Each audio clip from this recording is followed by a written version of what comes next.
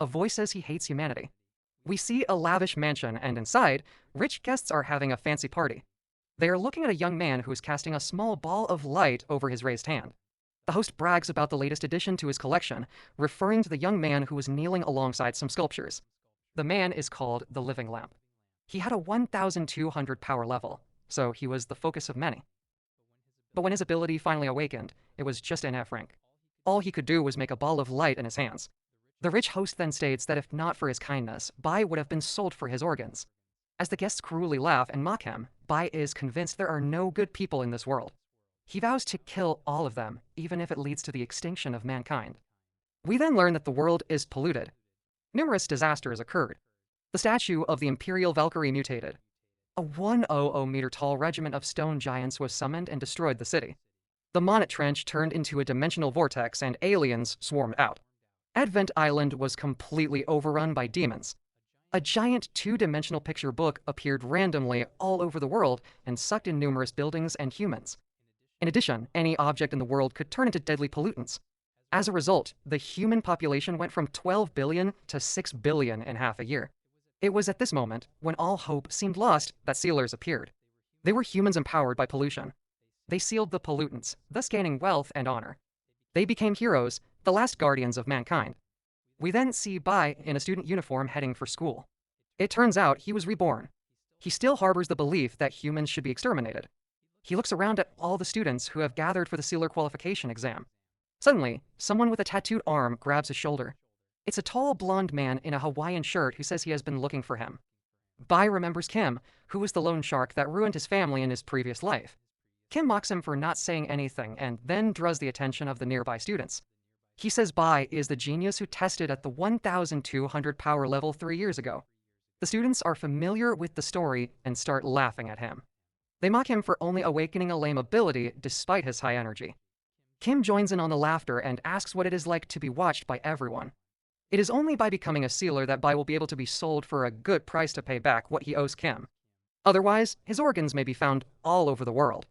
Bai is familiar with this encounter as it is playing out in exactly the same way. In his past life, Kim died in a pollutant incident, so Bai was not able to get revenge. He then grabs Kim by the collar of his shirt and berates him for being so loud. On top of that, he insults him by using his own daughter.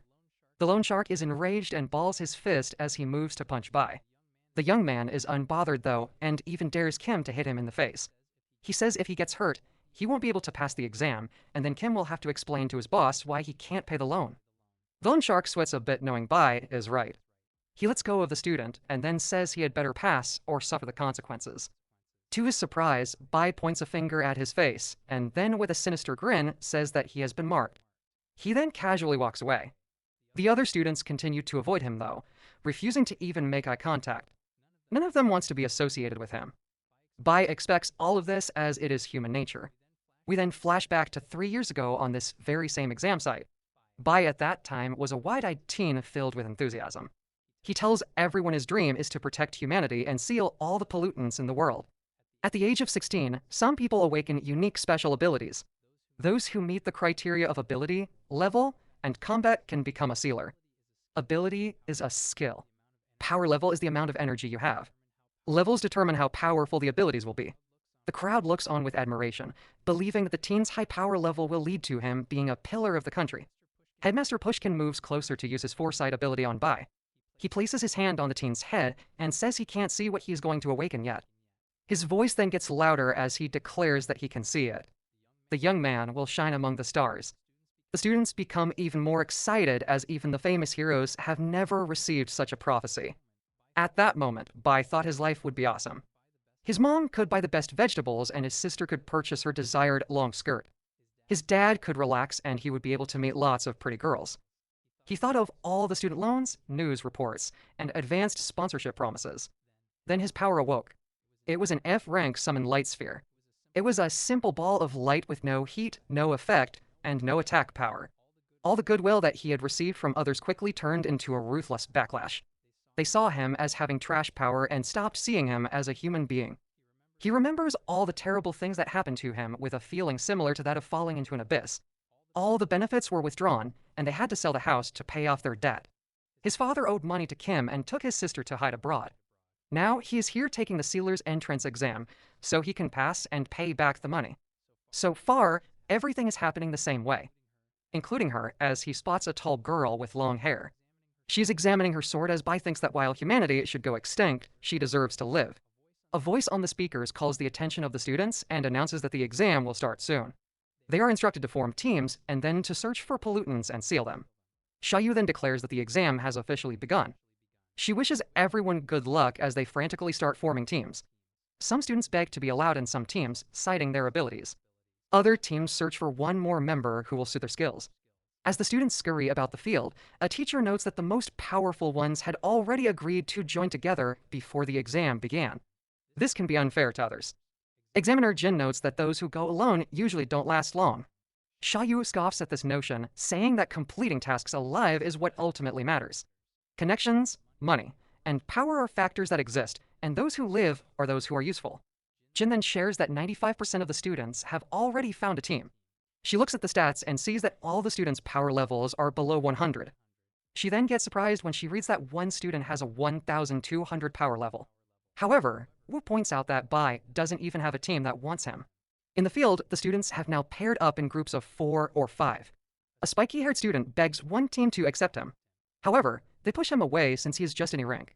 Bai approaches the student and suggests they be together since neither of them can find a team. The student is angered at the suggestion and declines. On top of that, he punches Bai and tells him to stay away. The young man looks up and remembers how that teen used to act like his friend. He covers his bloody nose as he is left alone again. Just then, the pretty girl from earlier hands him a handkerchief. Her name is Sheena and she has purple hair and eyes. Bai tells her to be careful since she hasn't awakened her powers yet. Sheena says not to worry as everyone knows she has 0 power and is 0 power level. Bai smiles and says that the future has limitless possibilities.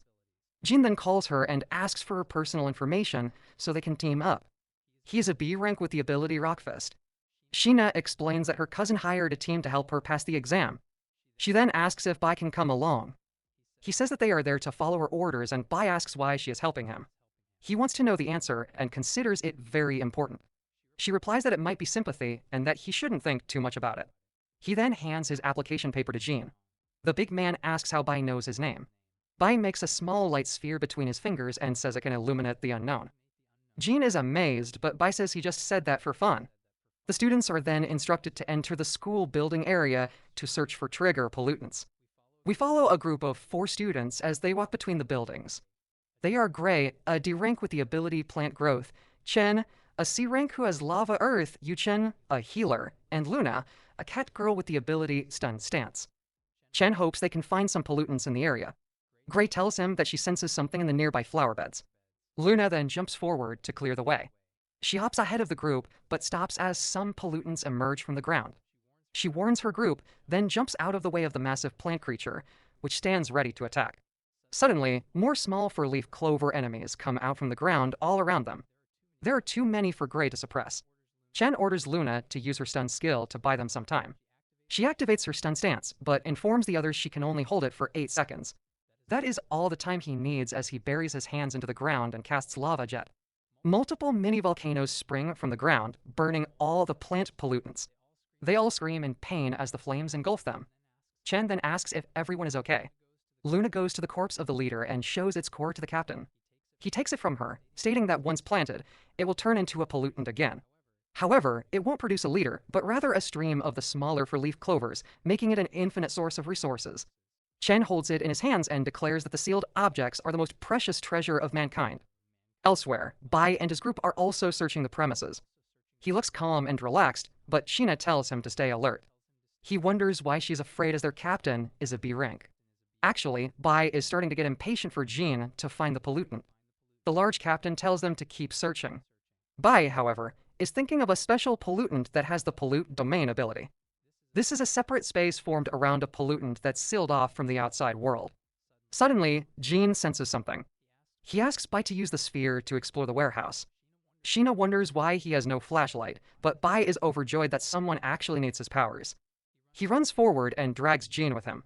He smiles and then steps on a specific location on the ground. His teammates are surprised as the ground seems to melt underneath them, and they are engulfed in a kind of black goo. Back at the main field where the teachers are observing the exam, Jin states that they have lost surveillance of a group of students. In addition, the only C-class pollutant has been triggered. Xiaoyu is unperturbed as she says that dying is a common occurrence. Meanwhile, Bai uses his sphere to light up the area. They spot a big spider perched on its web. It is a crypt demon spider. Jing tells everyone to stop and follow his lead. He orders Ken to control the noise so the monster will not wake up and for Jinzi to subdue it. He suggests, though, that they first get rid of Bai to lessen their burden. Sheena is appalled to hear this and states that her family's money is not for killing innocents. Jing backs her up, saying her word is law. He then points at Bai and tells him to stay away and be a good streetlight. Jinzi jokes that they should hang him from the ceiling so they can have a better view. The three guys laugh at this, but Sheena tells them to be on guard as something doesn't feel right. Bai then grabs her by the hand and she asks what he is doing. He knows she is holding a magic sword and says they are both incapable of fighting, so she should let a man protect her. Sheena is speechless and Bai says that he is actually filled with a sense of justice and responsibility. His eyes move downward as he raises the sword and uses it to stab Sheena's shadow. His party mates are surprised as Bai tells Goki, the second master of the Jai family, to come out. Sheena is shocked as Bai pulls her back from the shadow. Goki then slowly emerges from the darkness and compliments Bai's eyesight. He then tells the young man to join his research, which is about transferring his power level to him. Sheena is still in shock that her cousin is here. While Bai is ready for this encounter, he remembers that in his past life, Goki made the spider eat one of his hands. He also shamelessly ravaged his cousin. Now, Bai smiles at him and says he will get a taste of what it is like to be abused and killed. He then raises his hand and declares that it is time to show his true ability. Bai awakens his true ability, which is the Divine Hand. It grants the target a random ability with the same level as the host. This ability can then be withdrawn, and the target will receive feedback from the power level. The abilities granted are all recorded and can be used at the host's discretion. Ken and Jinzi falsely act like they are scared that Bai is awakening. Jean joins in on the two, but then the three guys stop and burst out in laughter. They mock Bai, saying second awakenings are unheard of. Goki, though, tells Bai to focus on him as dark energy suddenly appears under Sheena's feet. Goki moves in and grabs her by the neck. Sheena can barely breathe, but still selflessly shouts at Bai to escape. The young man looks touched to hear this, but before he can act, Jean comes in front of him. The big dude balls his fist and then activates his rock fist ability. He stands between Bai and Sheena while his two partners head for the demon spider. The purple-haired beauty starts to cry with regret, lamenting that she could have killed them if only she had awakened her power. Bai then points his spear at her and says he will grant her the chance to change her destiny. He flings the light ball forward. It zips right by Jean. Goki is pissed and casts a shadow wall. To his surprise, the sphere breaks right through and heads right for Sheena. It enters her forehead and she suddenly starts to glow. Her cousin recognizes it as the aura of an awakened power and starts to sweat. He realizes that Bai has the power to help others awaken. He extends his hand and offers to have the gifted young man work for him. Bai turns him down without a second thought, adding that Goki will be dead soon, so he won't be able to pay his wages. Sheena, meanwhile, is getting hotter, forcing him to let go. The flames are so hot that they burn off all her clothes. She is in a rank who has awakened the ability of thermal mastery with a power level of 1,200. Sheena can't believe what is happening, but Bai tells her to stop standing still and to move.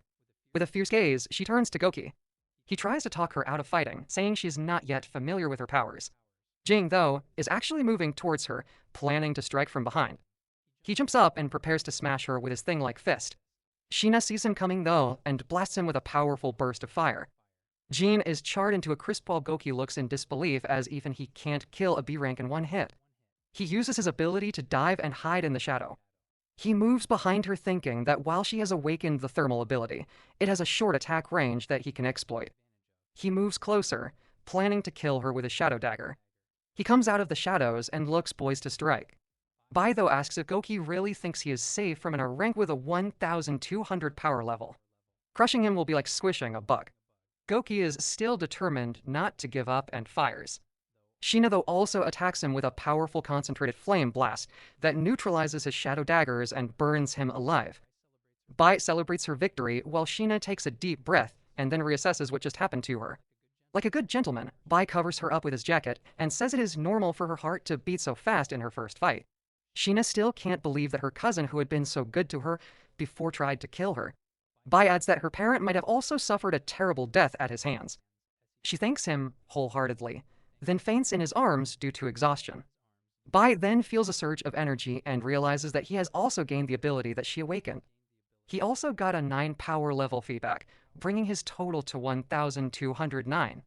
Suddenly, Jinzi appears above him, having merged with the demon spider. He sees that Sheena has fainted and thinks this is his chance to kill Bai. As he believes the young man has no combat skills, he moves forward, but Bai grabs Sheena and jumps away to safety. He smiles and wonders why Jinzi would assume that. The spider demon is overflowing with bloodlust, screaming that Bai has no place to hide and will die. Thermal Mastery forms a heat energy light cone by releasing heat instantly. Bai grabs the water bottle and wonders what if it absorbs heat. He lets the water out, allowing him to absorb heat and condense water into ice, forming an ice sword at O. He turns to face Jinzi and asks him why he would ever need to hide.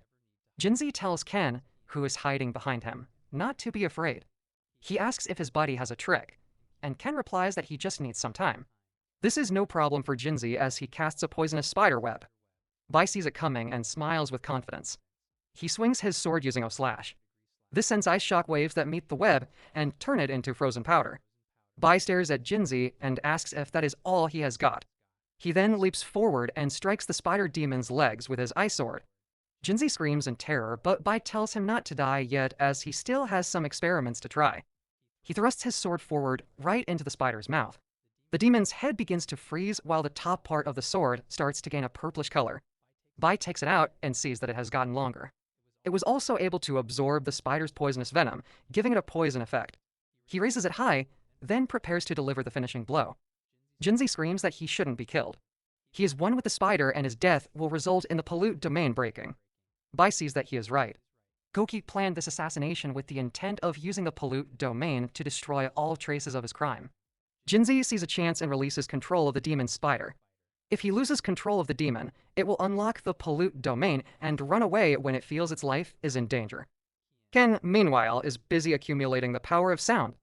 Bai sees that the spider will be a problem, but decides he can deal with it later. Ken completes his charging and fires a sonic slam cannon. It passes right through Bai's ears, causing him to fall to his knees due to the powerful sound. Ken is pleased as all humans have the same weakness, no matter how strong. Jinzi runs to take Sheena's sword, saying they mustn't waste their chance. The demon spider is also slowly approaching Bai, who is still on his knees. It moves forward to chomp him, but Bai is able to recover and convert his ice sword into an ice shield to block it. He smiles, saying that he now has no reason to hesitate in killing. He runs away from the spider while Ken prepares another sound attack. He then panics when he realizes Bai is heading for their captain's body. He stands over Jean's burned corpse and casts his light sphere. He flings it at the body, granting it 1,200 power levels. He immediately retrieves it, thus instantly gaining the Rock Fist ability and an additional 212 power points. He casts it right away on his right hand, and then uses it to smash the spider demon like a bug. He then runs again, this time to Guan's dead body. He does the same thing that he did with Jean. And just like that, he now has the Black Shadow, a rank ability as well. Jinzi and Ken attempt to attack him from behind, but Bai disappears into his shadow, avoiding their attacks. The shadow starts slithering through the ground like a snake as Ken realizes that Bai has the ability to copy other people's skills. A dark shadow stealthily emerges behind the helpless student and engulfs him in darkness. Bai also gains the sound skill in the process, leaving Jinzi, who is now shaking in fear. Bai reveals himself and says that they will do one more experiment. Jinzi flees for his life as Bai tries an ability combination. He uses Rock Fist to form the base, Shadow Magic to fuel it, and heat and sound power combine to form a thermal energy cannon. He calls it his special attack to kill Pushkin, which he calls the Hellcrusher Gold Cannon. He fires the powerful spell at his cowering enemy, who is helpless to defend himself. The blast completely disintegrates him, while Bai is pleased that his experiment worked. The pollutant domain then vanishes, leaving Bai and Sheena back on the campus. He is pleased as the pollutant was also successfully sealed. He holds it in his hand, then looks up, and is surprised. Shayu, the other examiners, and some students are there watching him. Bai asks what they are doing there, and Shayu replies by asking where Goki is. Bai can tell from the way Shayu asked about Goki that she is colluding with him. He looks at Sheena and remembers how she died unjustly in her previous life, and how he wants to avoid such a fate for her this time. Bai pretends he does not know who Goki is by asking if he is Sheena's cousin. He wonders if she knew from the start that Goki's body would disappear once the pollute domain disappeared. Suddenly, Sheena's bodyguards arrive and are in a hurry to get to their unconscious mistress. They work quickly as they call a driver to take her to the hospital and cover her up. Bai tells them she's going to be okay and is just exhausted. The head bodyguard, Ryan, thinks he has something to do with his mistress's state and so demands to know from him what happened. Xiaoyu also asks the bodyguards to arrest him since she has things to ask him too. This leads everyone to surround him. One of the bodyguards, Fenny, takes off her glasses to use her power of locking in on her target with her vision. The deputy examiners also activate their powers to be ready. I tries to calm them and asks to take away their powers so that he can explain properly. Deep down, he does not want to face them head-on since he knows nothing of their abilities yet. Unfortunately, Ryan half transforms into his monster dinosaur form, all threatening to tear him into pieces if he does not tell them everything. Bai determines that he can't escape from them, no matter what he does. Xiaoyu tells him that she is authorized to execute him as the head examiner, but offers to let him live if he tells her what happened. Bai says he understands, but asks that they handle the situation calmly. He shows her his and Sheena's exam files and requests that Xiaoyu sign the papers to say that they passed. With a snap of her finger, Xiaoyu tears the files into dust. Bai wonders if the head examiner's ability is to decompose matter. She warns him that each of her fingernails contains an attack that can make him disappear and offers that he confess fast. She also tells Ryan that Sheena will get the highest score for getting out of the pollute domain alive. Ryan raises his fist at Bai and threatens to hit him. Bai can tell that he was not just boasting when he threatened to tear him into pieces.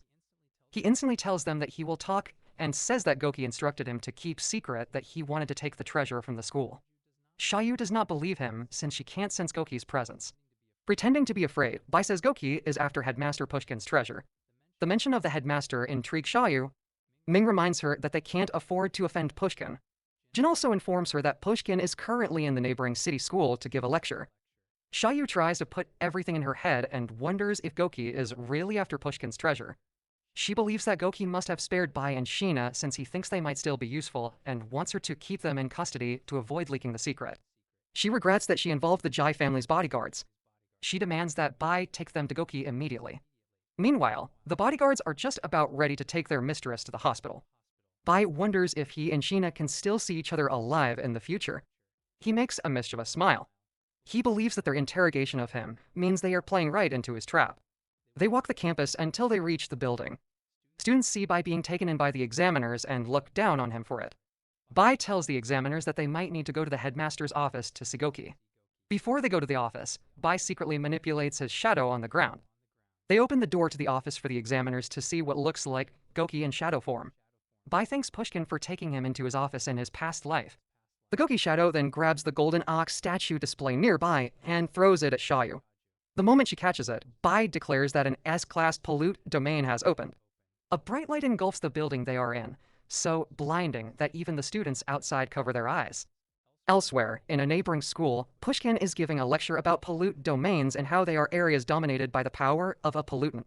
He explains that how one rules within the domain depends on the ability and level of the boss. He says that domains under C rank are not a threat, but those above C rank vary from people unknowingly being poisoned to people falling into eternal sleep, to bosses killing anyone the moment they step on their domain. Pushkin informs them that they must defeat the boss to get out of the domain and that the prerequisite to defeating them is to know the domain rules. In front of Pushkin is a lecture hall full of students listening.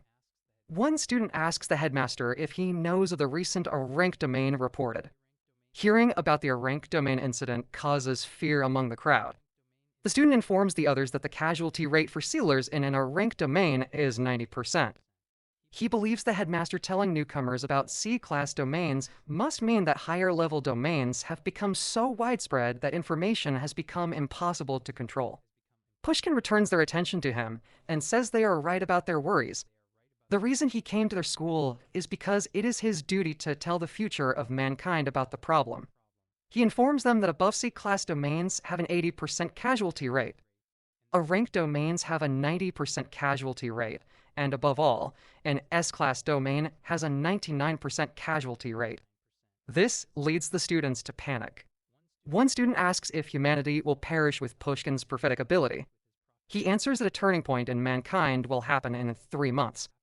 Meanwhile, Bai's entire university campus is being covered up by a barrier. Bai smiles as it is nostalgic for him to be in an S-class pollute domain again. Xiaoyu realizes that the domain was activated when the Golden Ox statue was tossed and asks Goki what is going on. The Goki shadow gets reabsorbed by Bai for everyone to see. Xiaoyu realizes that it is just his trick. Bai activates his shadow power. He gains the ability to swim on the ground to escape their grasp. Ming lengthens his octopus tentacle arms to block Bai's path, boasting that his tentacles can even stop a class sealers. Bai sinks deeper into his shadow to make himself intangible. Ming tells him his aura is locked by the tentacles, and even as a shadow, they can still catch him. Wang summons her electric pixies and commands them to zap the shadow with lightning, causing it to stiffen long enough for Ming to catch him. Bai is surprised that Ming's tentacles can touch his shadow form. Xiaoyu steps into the shadow and demands to know why he has Goki's ability. Bai asks her what the sharpest sound is. Then he uses Quinn's sound control to overwhelm everyone with loud noise. It is so intense that surrounding glass shatters and all their ears are wounded. A second later, they realize Bai is gone. Ryan appears in his dinosaur monster form and advises the examiners to seek safety in the high-level domain. The dinosaur jumps out the window while Fenny follows him. Xiaoyu believes Ryan is not telling them something about the domain, considering that the Jai family's research is beyond the norm. She tells her deputies to follow her closely so they can find a way to leave. Meanwhile, the students outside are confused why they are behind a barrier. On a rooftop, Bai is in pain after losing an arm while escaping. He is frustrated, recalling he lost an arm the same way in his past life. Still, he smiles as he thinks about his plans to kill Pushkin to stop what will happen in 3 months. Students panic, realizing they are trapped. Chen sees the situation and decides to use others to figure out the rules of the pollute domain. He gathers attention and claims the barrier is part of the exam, urging them to work together for a better grade. He volunteers as leader, boasting about his A+ in tactical planning. Luna, the cat girl, seconds that he would be a great leader. Masa grows frustrated that Chen volunteered first, thinking he could have earned a higher grade as captain. Another alpha student named Yin asks Chen to show his ability to prove he is fit to lead. Chen demonstrates his power by turning the floor into lava and smugly asks if they are impressed. Suddenly, a bull made of red energy rams into him before the students. They panic, realizing they are inside a domain and that a rule has been activated, though they don't yet know which one. Luna mourns her dead captain, shivering. Some of Chen's blood splashes onto her hand, and the bull attacks her too. When his blood touches others' clothes, they are rammed as well. Meanwhile, Bai watches from the rooftop as students are killed one by one. He mourns that people must die in this world. He recalls that in 3 months, Pushkin will release the demon bull into the world, leaving only a few dozen survivors in Huan City, until eventually no one is left. To him, what is happening now seems small. The school descends into chaos. Some students bully each other, others fall to their knees begging. Bai informs the viewers that the pollutant is the S-rank Golden Bull Rush, and once activated, it tramples anyone who causes even a small color change. As people grow angrier, the rules tighten further. He thinks about how terrifying Pushkin is for turning such a monster into a weapon. He leaps from the rooftop using thermal change. He heats the air beneath him, slowing his fall. Landing carefully, he avoids triggering the color change rule. He believes that once night falls, the area will become a massacre. He does not want to recall the chaos of the future and instead focuses on finding Sheena and saving her. Meanwhile, Fenny asks Ryan if they are pursuing Bai. Ryan reminds her their duty is to protect Sheena and find Goki. He admits Bai saved Sheena's life and only pretended to side with Xiaoyu. Secretly, Fenny wants to kill Ryan and Sheena, loyal only to Goki. Wang tells Ryan Sheena is still unconscious in the van. Wang and Fenny exchange signals that it is time for their betrayal plan. They want Ryan to enter the van so they can trigger the bomb beneath it. Wang holds a switch made of energy linked to the bomb, ready to detonate it. He dreams of rising in status once Goki becomes head of the family. But Fenny stops him as she notices someone approaching. The three examiners arrive. Xiaoyu tells Wang and Fenny to bring their boss from the van since they need to discuss the pollute domain. Secretly, she wants to kill Sheena but cannot find an opening. She worries that if she angers the Jai family's current head, she'll be in trouble. Ryan steps out of the van, refusing cooperation, saying his priority is Sheena's safety. Xiaoyu suggests cooperation, noting her power to turn things to dust is only borrowed her true ability is spatial storage. She explains that she can open a portal to another dimension to keep them safe. Ryan realizes her plan is to shelter them in her space. Xiaoyu asks what the Jai family's research says about defeating high-level domains. Ryan only tells her they are doomed, since only a pollutant can defeat a pollutant. Xiaoyu demands he stop holding back, since everyone is in danger. Ryan says he will say more as long as Sheena comes into her space first. Shaji says her plan is to gather all the living students and gather information. Ryan disagrees with this because gathering people means more chances that the rules would be triggered, and instead wants them to investigate the dead for info. He orders Fenny to use her Visio ability to analyze the dead. So she takes off her glasses and activates her vision ability. Meanwhile, Xiaoyu gets busy plotting her own escape plans. She orders Jin to check the student information and then orders Ming to use his tentacles to grab students. Secretly, she wants to gather as many of the lives to sacrifice as possible to gather information. Meanwhile, Bai is hiding behind a distant building wall, and he has heard of their plan to grab students to test the rules. He thinks about how he can get to Sheena while everyone is mixed together. He gets startled as a girl student sneaks up behind him. He demands to know how she can be of use to him, so he will not kill her. She introduces herself as Xiao and tells him that Ming's tentacles will grab her in 17 seconds, and that he can use her as bait to retreat his ability. Bai demands to know her ability and then grabs her by the throat. Ming's tentacles arrive and grab onto Xiao. Bai thinks is a mistake to ignore him. He uses his power to bestow others with abilities on Xiao while she's being grabbed by the tentacles. The light of his power travels all the way to Ming. He sucks Ming of all of his energy, putting him unconscious. He then steps on one of his lifeless tentacles and uses it as a conduit to send his shadow on Ming. This leads to the bull ramming Ming. Before anything happens to her, Xiaoyu uses her spatial ability to escape. Bai then activates his Hellcrusher gold cannon and fires concentrated sound waves, eliminating Fenny and Wang. Even more abilities get added to Bai's collection. Xiao is amazed at how strong Bai is and how it only took him a few seconds to formulate a counterattack plan. She reveals that he gave her and Ming power and then withdrew it instantly. He then put a shadow on the examiner to trigger the color change rule. At the same time, the demon bull hit him. He fired his cannon to distract Fenny from realizing he was already stealing her ability. Because of the color change of the explosion, the demon bull returned to finish everyone off. She came to both admire and fear him. He came to believe he is her hope for survival. Bai reads her mind and tells her to keep praising him. Xiao realizes he also stole her mind-reading ability and becomes all flustered that he heard everything she was thinking. Bai tells her through mind connection to shut up and listen to him. He tells her that he needs his help since they can communicate with each other through their minds. He bestows her with a Rock Fist ability and a 1000 power level to help her gather students so she can collect abilities for him. He warns her not to try to escape from him, since he can sense her wherever she goes in the domain. Instead of being threatened, Xiao's heart melts for him. She runs off to do as he commands, glad that she and her classmates will survive.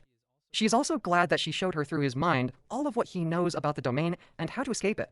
Knowing there is someone like Bai fills her with hope that they will survive. Every praise she thinks all goes to Bai's ear. Meanwhile, Wag reports to Ryan that Fenny has died. Bai approaches the bodyguards and tells them that Xiaoyu continues to be in her space dimension. Seeing him approaching, Ryan ordered Wang to take care of Sheena in the car.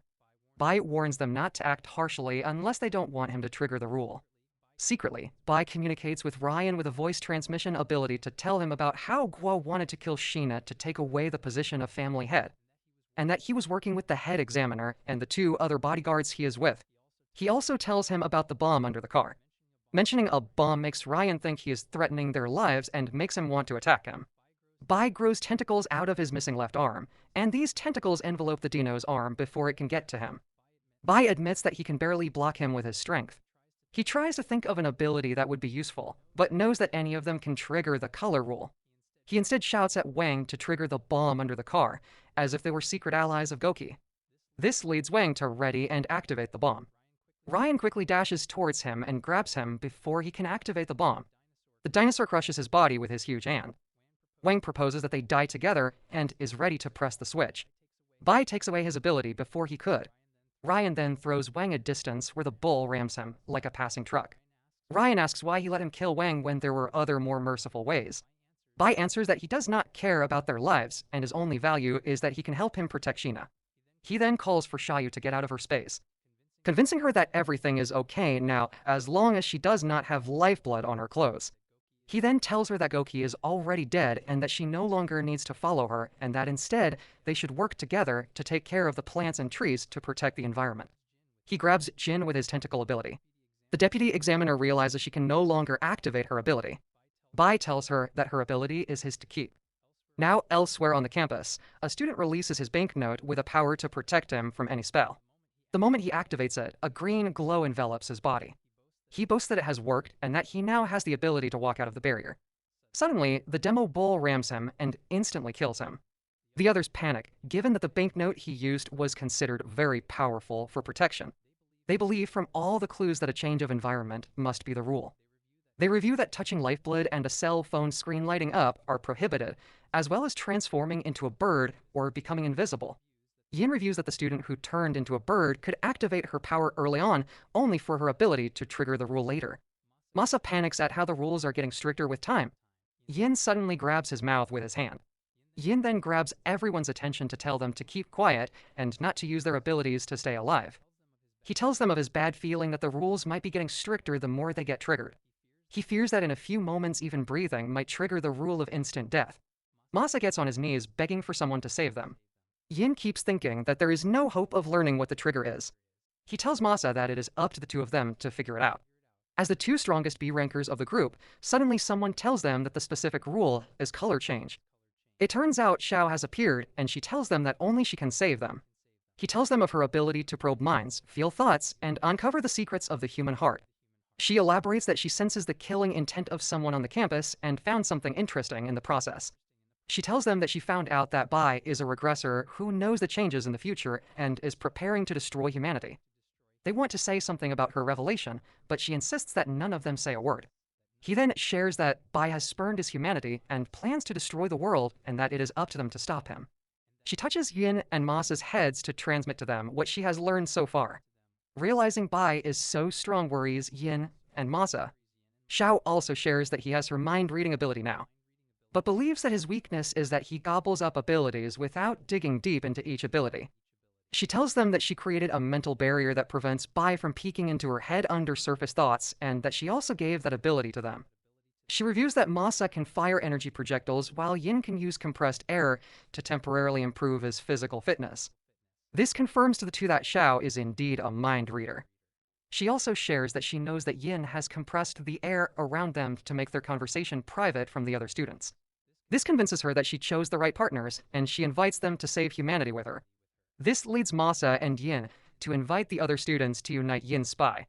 Secretly, Xiao is happy that the students were so easy to manipulate and is scheming to take advantage of Bai's knowledge of the future.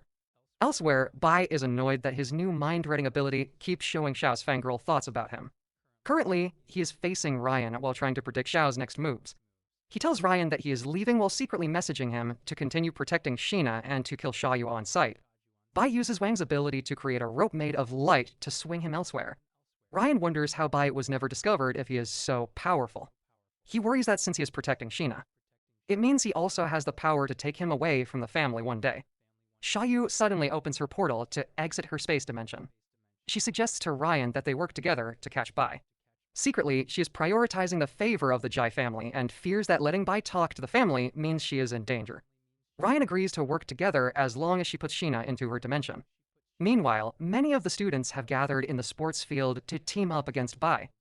They talk about the plan of letting Bai lure the demo bull to them so that they can put their abilities together to defeat the pollutant. Meanwhile, Yin and Masa have a mental conversation with Xiao about how they will convince Bai that the bull got trapped inside him so that they have an excuse to attack him all at once. They are glad to learn that many of the students have such destructive abilities. Xiao believes their plan is so good that they would make great henchmen of her someday. She declares that she will make Bai her slave before he can get stronger.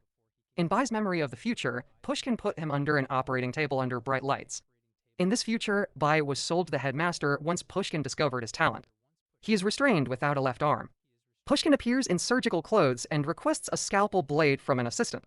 The operation was so agonizing that Bai fainted and woke up over and over. Pushkin lets Bai watch helplessly as he takes away his heart and other organs. Pushkin tells his assistant that he will have further use of Bai's right hand. The nurse assistant, Sanumi, tells Bai that he should be blessed for having a divine hand that might end the age of pollutants. He asks that she kill him.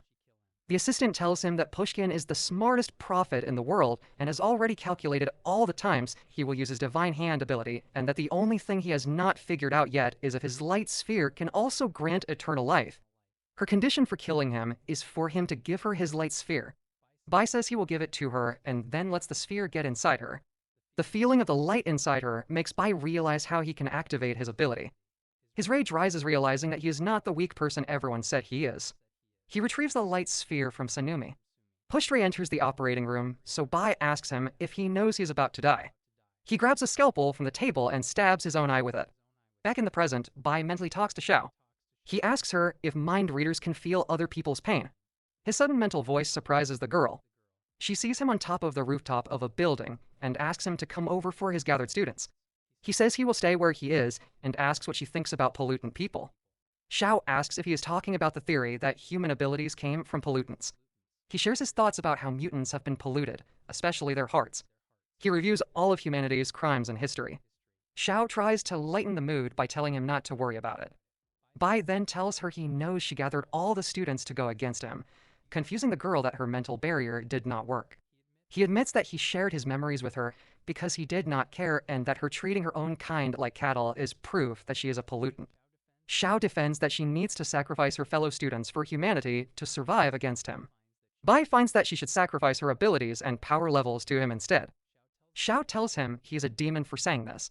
She tells the other students that they need to attack Bai quickly because the demon bull is inside his body. The students get hyped at the opportunity to kill him. Masa tells everyone he can convert everyone's energy and put it on someone else. So Yin volunteers to receive all the energy and blast it on Bai with his wind ability.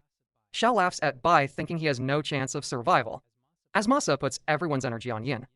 Yin feels the power growing inside him. Bai remains calm and simply points upwards.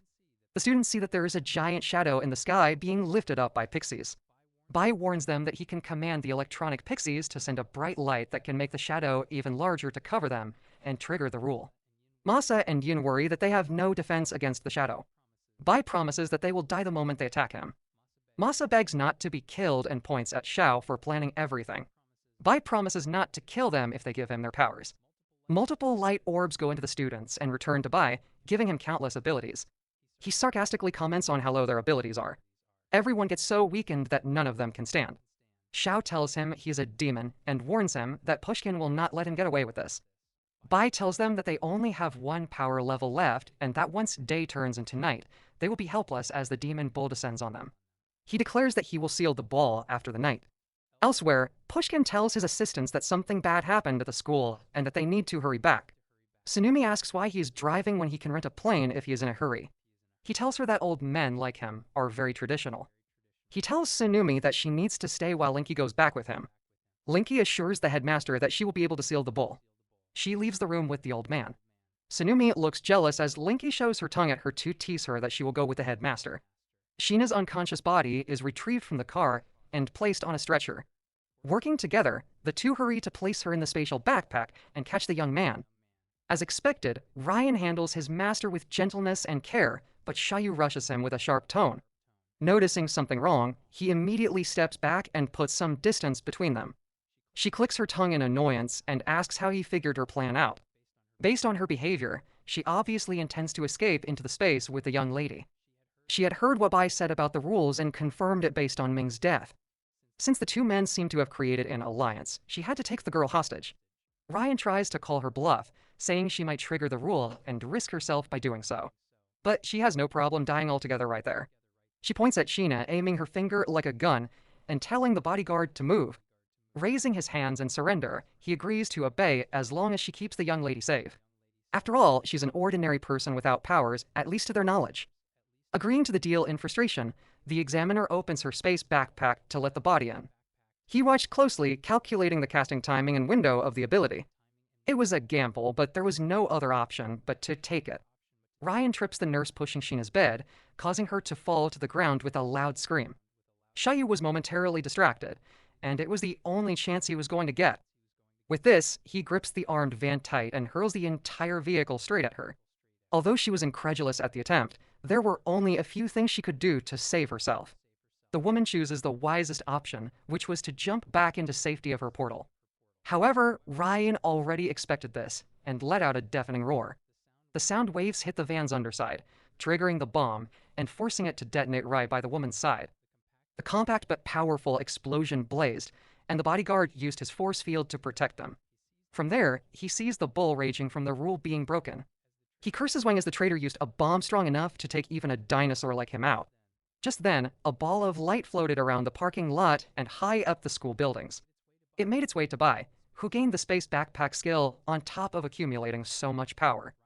Ryan asks when he arrived, and the boy says he witnessed his smart plan to get rid of the woman, earning him a pass on his test. Making small talk, the guard realizes that the person before him was much stronger. Bai boasts about his cool moving throne made from the energy light strings. He's offended as the dinosaurs seemed to be unimpressed by his childish showmanship. So he piles on by showing even more theatrics. People were going to come tomorrow. If it weren't for special circumstances, he would have sacrificed everyone to understand the role by now. Still confused, Ryan questions how this all even happened. Since Bai has taken a liking to him, he decides to spill the secret. The bull which served as the apparatus is covered in an unknown golden substance. After coming in contact with a person, it unfolds into a pollute domain. Second, when the domain unfolds, the bull remains asleep and is only awakened when a color change larger than its own appears. Unfortunately, an idiot earlier summoned a huge chunk of magma and triggered it. Third, the color of an object comes from sunlight, meaning the loss of sunlight would trigger indiscriminate attacks. Once all targets have been eliminated, the true form of the entity will appear, which is when he'll seal it. Based on the explanation, the bull would attack them after dark as well. This is where the space backpack comes in, as Bai and Sheena can watch Ryan get hammered outside. The ever-serious bodyguard fails to appreciate the boy's jokes, but he proudly shows his powers, which earned him the title of a human light. Hearing Bai's plan, the nurse couldn't believe that he intends to survive that way. He's more than capable of illuminating the entire area alone, and constantly at that. Back then, he was asked to adjust the size of his power to emit different levels of brightness. Now, he's adjusted the light to match the outside, and they will be in the only bright place once the sun sets. For Sheena's sake, he offers them a chance to live as long as they don't cause trouble. The ordinary staff shook in fear, but Ryan just considered silently. Meanwhile, Bai thought about Pushkin and wondered when he's going to show up. He's deep in thought, trying to understand the actions of the man who could see the future. First off, the dinosaur worries for Sheena's safety, so he asks that she be returned to the space for now. The nurse and guard then insist on accompanying her for medical reasons. As the boy glares at them, they reason that it's just to save themselves, but to keep the lady safe. He's capable of waking her up any time, but he won't until he's sealed the bull completely for now. He rummages through the space, feeling something inside. It's Shaju's belongings, confirming that he's using the same dimension as she did. Tossing all her stuff out, he manages to make enough room for all three of them. Before letting them in, he warns them against making a move on Sheena, as he can kill them at any time. They rush to the safety of the inside, and the portal is soon closed. Meanwhile, the sun was setting and darkness was rapidly enveloping the school. Seeing Ryan's troubled expression, Bai asks if he's scared and mockingly notes that he must be worried about his boss' familial conflict. He tells the boy to drop it, understanding that people like them would do anything to revitalize their kin. The butler is asked about the Jai family's research, but he only knows that a thesis paper is what broke them apart. Sheena's father wrote about using the pollutants to enhance a sealer's powers. It was a fairly popular theory, and this level of commotion can only mean a definite conclusion. Again, Ryan only knows so much as the butler, and it'd be best if Bai confirms it himself. They decide to talk about it more later on, as things are finally beginning. With the arrival of the night, the desperate and agonized screams soon follow. Due to the sheer number of triggers, the bulls come in the form of meat ears raining down on the school like deliverance. Soon enough, everything turned quiet, as there was no one left alive to scream. The question now was how he was going to seal it, seeking the remaining colors left behind. The true body will reveal itself, and it's the only chance he has. As expected, he soon comes face to face with the polluted bowl. What if there was a way to bar it from sensing color altogether? Controlling Goki's power, he commands his shadow skill forward. It first wrapped around the beast's legs, enveloping its limbs slowly but surely. The range is a little small, but our rank abilities can be strengthened by pouring more power in. He injects 3,000 power points and allows the shadow to consume the bowl completely. After a while, the skill covers its eyes and throws it into darkness. Just like that, the raging bull is contained and the pollute domain soon begins to crumble. Bai opens the portal, allowing those inside to fall out in surprise and confusion. The next step was to put the being in the space backpack and take it away for himself. He pours 4,000 power to expand the space, so much so that it sucks the bull in. With the portal closed, the killing machine is effectively sealed. Unlike Pushkin, he did not put it to sleep, but cut it off from triggers, at least only until he wanted it to be. Keeping his promise, he bestows some power on Ashina and runs to leave. The young man jumps over the roof and, with a satisfied grin, bids his acquaintances goodbye. He FLIs with a combination of collected skills and speeds forward while looking for the lone shark who tormented him endlessly. Sheena opens her eyes and suddenly jolts up her bed, told that she was out for half a day. She urgently wonders where Bai is. Her attendants check on her condition and are surprised to see her incredibly high power levels. For now, Ryan calls on everyone to move out. She agrees, having a lot to tell her father, and asks to hear more about Bai on the way. Noting the dinosaur's transformed state, she questions why she's on guard and for the first time sees the havoc that was ensuing. Half a day was all that passed, but everything around her was a disaster, assuring that they're safe now. The bodyguard tells the attendants to leave and carries his young lady on his shoulder. Together, they leap away. In the middle of the city, Kim smokes from a lavish room several stories above the streets. A woman on his bed seduces him, asking to get married already, but he waves her off and says they have to wait. Just then, a child bursts through the door, agreeing and saying she likes it the most when humans stick together. It was the lone shark's daughter who was left in his custody after his divorce. Furious and feeling lied to, the woman tries to leave, but Kim leaves first and tells his child to have fun with the pretty lady. He leaves with a heinous smile, ignoring the woman's angered screams. With this, he makes his way down the building and answers a call. He gives his boss a rundown of the loan payments collected that day. His life was the best. Blessed with a boss that trusts him and a child that awakened quite early. Just then, his phone buzzes and the connection started to break off. Coming clear again, he's told to return to work the next day, making Kim complain about his vacation. Bai smiles as he mocks him, telling the lone shark to report on today's business. Although annoyed over having to repeat himself, the man does as told, but quickly turns his head. To his side, he sees the young man activating a bunch of powers. He walks to Kim with delight, saying he has to follow his orders from now on. The next order is to recall the death of every debtor he forced to die, and for him to die the same way. He trembles, struggling to go against it, as this would also end in his death. Frustrated by his cowardice, Bai frees him from all that fear with his skill. He's given extreme survival, which consumes power points to repair fatal injuries. Dissatisfied with his low power, the boy even gives a few points to help him survive a few more times. The first step is to die from a car crash, so he walks into oncoming traffic. Kim's death comes in the form of a speeding truck, but there were many more to come after. On the other hand, Bai heads up the building and knocks on his daughter's door. Their large dog opens the door and greets him with a smile. For some reason, its upper body was that of a human. The child is also there. Her legs were placed by the woman her father was with earlier. He then uses the same power to control the child and tells her to find her father and play with him. Using her splicing skill to combine with her dog, she turns into a ball and literally rolls out of the building. As he sighed in exasperation, his entire body suddenly shook and a horrifyingly strong power tried to force its way out of him. It's the power of the golden bull struggling to escape the seal it was caged in. Bai screamed and fell to the floor as the bull's power tried to force its way out. He doesn't understand how it's doing so, despite the rule being cut off by shadow skill.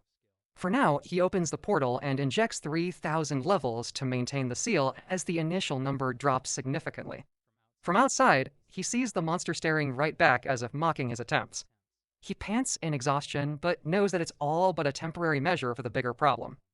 It was constantly trying to take over his body, and he wouldn't last 3 days at this rate. Unfortunately, he was in no spot to release the being and let the domain reappear. After all, it was a key part in his plan to take revenge against Pushkin. Kim was busy bashing his head against the wall and ignored the dazed daughter that bounced to him. He fell to the ground as Bai retrieved the power points he now had to spend smartly. The plan was to kill him with his boss. But that will have to wait for now. He sets off to find Sheena, hopeful that her researcher father might have a better way of sealing it. Meanwhile, Hua cursed Goki while slurping on his noodles, having just found out about what he did to his daughter. He knew the young man wasn't the typical person and fortunately prepared beforehand. Ryan finishes his report on what happened, and they wonder how the old man found out. To their surprise, he admits to injecting him with hormones after he saw him peeking at his mother. From then on, he sent men and women to approach Goki, fooling him with a life of fake popularity. He even used items to slow his nephew's power growth significantly. After all, he's a devil who killed a girl when he was only 12 years old. His father, Renmei, suppressed the matter, and the boy got away scot-free. However, their family was eventually caught and is using the matters as leverage to get his research. Sheena offers to help, saying she can now that her powers have awakened. He fawns over her, promising to throw a celebration for the happy occasion soon. On the other hand, he'll deal with her uncle himself and would like to meet Bai if possible. That said, the father won't hesitate to hurt him if he's interested in her. As he hugs his daughter, he shares an understanding nod with Ryan. With this, it was certain that something was going to change within the family that night. The bodyguard escorts Sheena away for now, eager to get her out of there right away. Hua was obsessed with research and let the Branch family take over, but that ends tonight. If his daughter made it out of school alive, then the academy officials won't hide their secret anymore. The entire building has been cleared of civilians and security measures have been switched off. He dons a collection of odd things, prepared to fight whoever he's going to encounter. A cat mask opened its eye and uncontrolledly jotted around to grasp the environment. He pairs it with a monol, which allows the eye to sit still and focus. With a red coat, he can conceal himself completely and see all things hidden and unhidden. It was a collection of 3 pollutants turned into tools for the perfect stealth operation. A person comes as expected, but he doesn't know who Ji is. Bai, who was also hiding with stealth, looked around in confusion as he didn't see anyone. Since he doesn't have much time, he decides to leave a message instead, as he wrote a letter asking for help and information. Hua observed, reading into all of the young man's information and skills. To make things a bit clearer, he puts the monol on and sees the sinister energy of the bull raging within him. The researcher can't help but stagger away in shock, not expecting the S-class pollutant to be there. Consumed by his sheer curiosity, he takes the concealing items off and calls by his son-in-law. He jumps at him with an enormous smile, asking to be given the S-rank pollutant. The young man instinctively raises a telekinetic barrier. He keeps the excited researcher away, saying they might die if he lets it out. Considering how crazed he was, despite the danger, the boy takes care to be careful. To quell his fears, Hua says the bull isn't that dangerous. Having been informed about the rules already, after rummaging through a drawer, he tosses an odd creature to the visitor. Bai lets the jellyfish-like item in surprise, seeing it squirt dark ink onto his hands. While it's a low-class pollutant, it might just resolve his problem entirely. Hua tells the boy to pick the pollutant up unless he wants the entire building drowned in ink. Using the energy line, he lassos the jellyfish and lifts it up. The Western continent is rich in oil and has become a source of strife and war. They found a small country with a huge oil field and wanted to bypass agreements to secretly exploit it. A month later, they saw the whole country was covered in darkness and were sure it was an S-class pollutant. After days of discussions between nations, an elite team was gathered to take care of the global crisis. By the time the sealers arrived, the small country had been flooded in ink, killing all locals. They saw the lone jellyfish, still spewing ink, which disappeared completely upon being sealed. It sounds like a farce, but the creature really does fill space up with ink. Put it together with the space where the bull is stored. Then their rules will cancel each other out. Bai is stunned by the mechanics of what he was suggesting. But given the logical explanation, it might actually be feasible to fill the space pack with the unlimited ink instead of his consumable shadows. Still, the rules can collide and backfire, but the only thing that can fight a pollutant is another pollutant. Hua takes a C-class satiated octopus out, which grows rapidly to occupy half a space. If they toss it into his pack, it would probably burst into half the size of a galaxy. He gets excited and insists that there are a ton of useful pollutants which have minimal side effects. The researcher sneakily offers Bai his entire collection in exchange for his bull. Noting the items he used to sneak up on him, the boy considers using it against Pushkin. He plays hard to get and absolutely refuses to let the valuable bull go. Hua takes it the wrong way and says he must be using it to get his daughter instead. Despite his vehement refusal, the man still tells him to take the monal and is very insistent on it. After all, he's doing it for Sheena and to make sure her savior doesn't die too easily. With this, he studies the item for a moment and tosses the jellyfish into his space pack. Instantly, he feels it spewing ink and the speed of his shadow's consumption slows down. Although he has many more questions, Hua tells B to leave as he was about to have a busy night, leading the young man to the faster exit. He gives one last warning against hurting his daughter. The sudden shift in demeanor surprises him, but he shares that he respects her a lot in the first place. He summons his wings and lies away, deciding not to ask what he shouldn't. The goal now is to prepare for Pushkin by collecting 1,000 abilities and 1,000,000 power points. Meanwhile, Hua opens a box containing a dark and shriveled hand. It's the class seal item, Monkey Claw. He puts his collection of pollutant items on again, ready to greet his visitors. The surveillance cameras show his little brother, Renmi, walking forward with a bunch of powerful sealers.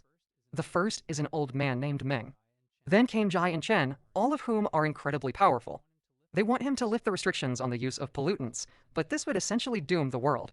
Given their movements, his research must be on the right track, and he's willing to do whatever it takes. While all this was happening, Ryan was outside the estate guarding Sheena, who was resting in her room. Suddenly, a knock came to her window. It was Bai. Ryan turns in shock as the wall to the young lady's room explodes. Fortunately, only the wall was blasted open, and the inside was all okay. The same couldn't be said for Bai, who was completely incinerated. Sheena urgently looked around, trying to find bandages as though they would help since he's absorbed healing abilities. The young man says he'll try to take care of himself.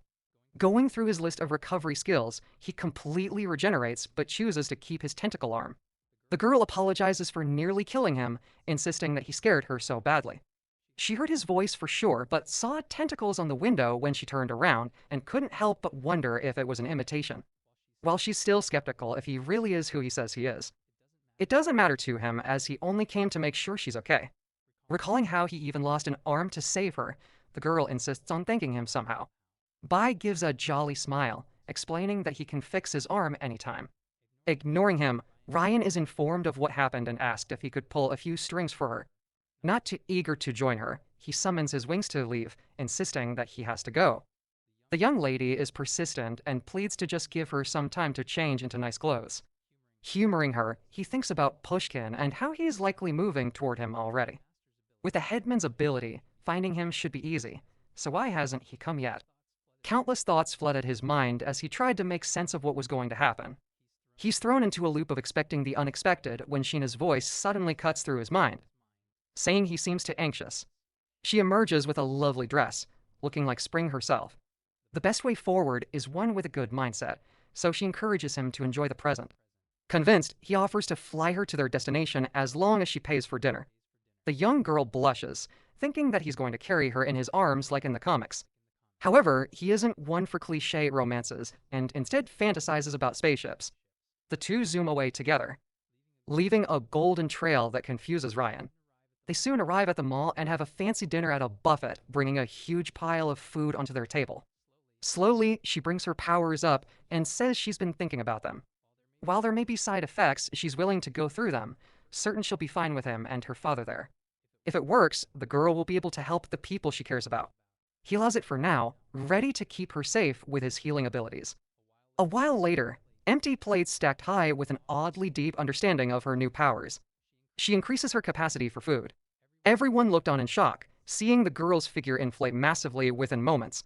She smiled, delighted as she lost her appetite at one point after focusing so much on her weight. That said, he can only think about how broken she'd be if she saw how large she had become. He goes through his skill list, desperate to find something to thin her back down. There are a bunch he can use, but she suddenly gets up to get some fruit. So, he offers to get some for her and takes care to get some napkins in case she cries. For some reason, there's a puddle on the floor. He doesn't bother with it and walks over for now, but his reflection stayed on the water, smiling deviously. The next time he walked over, Bai stepped into the water and suddenly found himself sinking into the ground. Sheena was confused as to why he was taking so long, but the young man was high in the air, suddenly plummeting into the open sea, hurtling from the sky, urgently calling to his wings, which soon appeared on his back. Still unable to move, he uses his energy ray to create the spaceship from before. The light fizzles out uselessly. He was ambushed with a no-fly rule, so he had no choice but to fall to the sea. However, doing so unprotected would leave him with fatal injuries. Using everything he has, he boosts his resistances and activates everything that can cover his body. Layers of muscle, rock, tentacles, and even summon monsters wrapped around his entire being. Not done, he uses compression to increase air density and friction, and essentially turns into a meteor that was going to crash into the sea. After the crash, he intends to use all recovery skills as well, topping it off with water survivability. Now, the question was how he was caught, and who laid the trap for him. Deep underwater, a mermaid-like woman watched closely, joined by two humans. She tells them that a guest has arrived. The sealer was named Yuzin and had a mermaid bloodline ability. Kong says she's going to steal the crystal and seal first, and wants to pick the items first. Peng lets her, seemingly out for something different on his own. With their agreement, the three get moving and the young woman uses her ability to steal the victim's items. The jellyfish pollutant appears along with a couple of power crystals. She goes through her loot, saying the seal doesn't look useful, and gives the similarly weak crystals to Peng as mentioned earlier. Moving on, Yusin gets ready to take his life, and everything else he has. It stole his flame abilities. But the image above water was saying otherwise. Still in the sky, Bai was hurtling like a meteor, but now had a deep red color. With the jellyfish gone, the bull raged and was doing its best to take over his body. Realizing that the enemy was nearby, he uses Mind Probe to look into who they were. He sees the three underwater, all having thoughts completely useless to him. Annoyed that they dared to make trouble against him, he humors their game and shot his shadow forward. It sped to the water, and Yusin started to panic upon seeing that he was a multi-ability awakener. She moves fast to create a water vortex which will crush him the moment he enters the water. To her surprise, the shadow dove into the sea, not caring about her vortex, and wrapped itself around the mermaid. Suddenly, Bai disappeared from the sky and charged right through her body, tearing right through it. The woman was still screaming in agony when his hand appeared out of nowhere. He grabbed hold of his head, still scowling as the bull tried to force itself out of him. His frown turns into a grin of satisfaction as he makes her head burst apart. He can use the demon bull's rule to instantly attack anyone whose color is changed by his shadow. Behind, he sees a couple of bubbles containing Toshin, which he can't touch without risking death. However, Pang's ability wasn't so simply avoidable. Triggering the bubbles, he causes them to explode. Sure that his enemy was as good as dead already.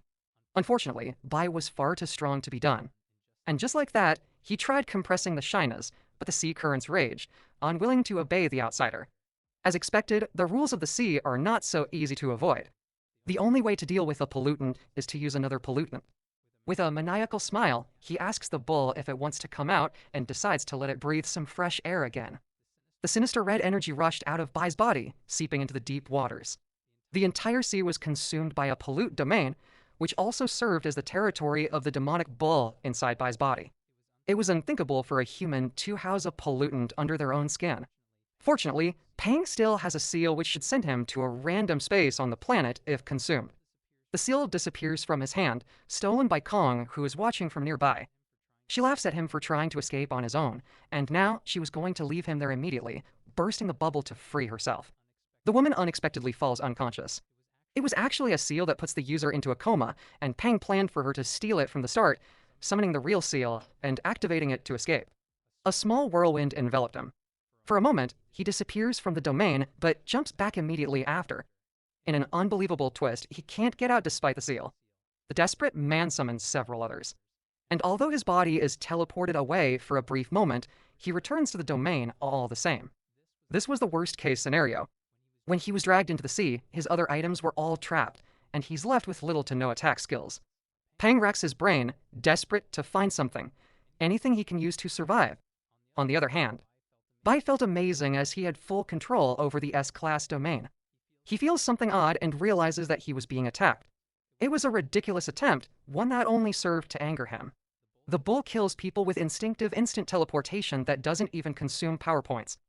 He tries it out and appears right behind Pang, who's back chilled with fear. The man was moving faster than he ever could.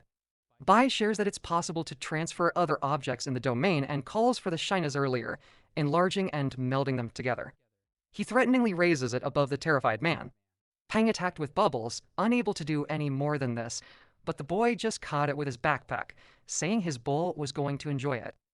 Now moving on to his death, he pushed the shyness forward, causing it to eat the sealer alive.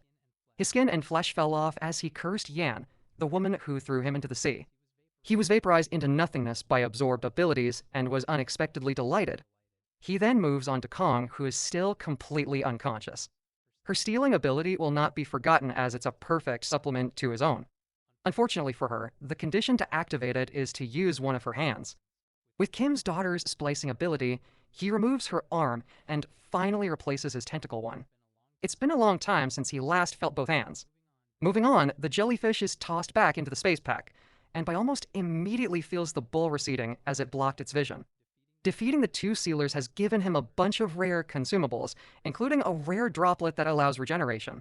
At a certain point in time with this, he now has another way of surviving against Pushkin. It's time to figure a way out of the domain where Yan trapped the others for weeks. Turning around, the young man realizes that Kong has disappeared. Based on Pang's memory, there are dozens of sealers there, and they might have saved her. He's in big trouble. The ink is blocking the bull's sight, and his body has been polluted already.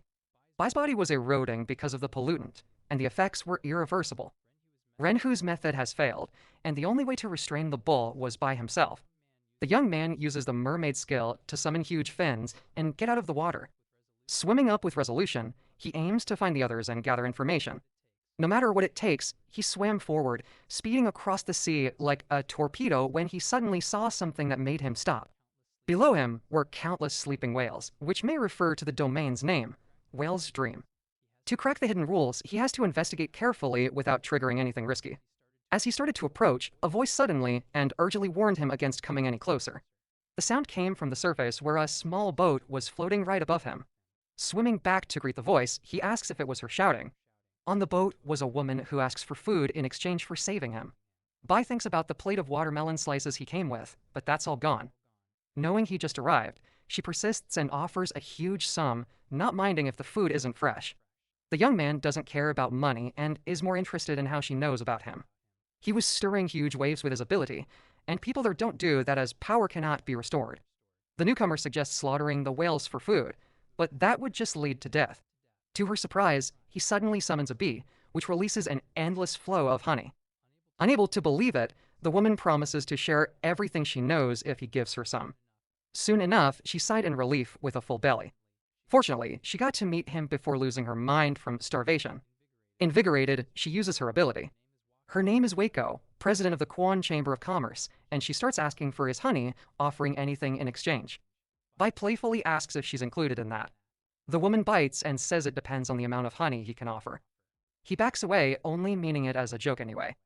She comes close and for a second time tries to get him to give his honey. Pushed away again, she's told to explain how to get out of there instead. That said, none of them would be locked up there if they knew of a way. For a third time, she appeals, this time encouraging him to do anything to protect her. Her persuasion skill has always earned her success in negotiations, and no one has refused after 3 tries. However, her attempts earn her a hand around her neck this time. Unfortunately for the woman, Bai has skills that block mental attacks like hers.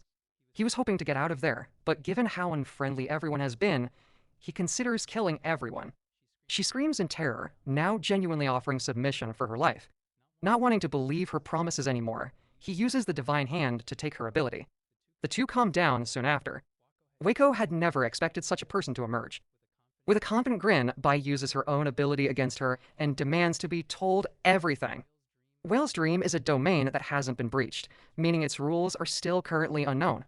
Without food, a depleted power level cannot be restored, and all there is are the whales below. They were in a sealer's prison used by the Gen family for pesky enemies. Their main business is assassination, and they're also hired to kill people outside the 6 main clans, which makes him wonder if they have a connection to the Jai family. The 6 families have different fields of specialization, and she briefly explains each one for him. He then stands up, saying it's time to go and greet the sealers of the clans. He intends to obtain all their abilities and power points to find a way out of the domain. Waco argues that there's no point in being number 1 there, as they'll never get out.